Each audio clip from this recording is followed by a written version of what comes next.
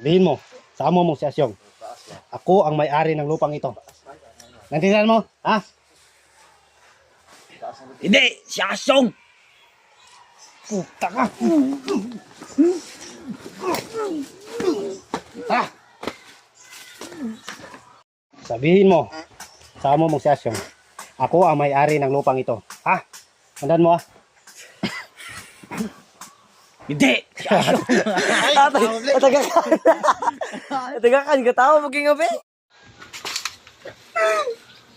Bakit? Binugbunga mo niya siya. Sino tagulin? Cut. Bata natin to. Feeling.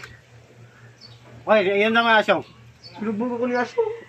Bakit na binugbunga niya siya? Kasit nga natin to eh. Baka na, ano? Ha?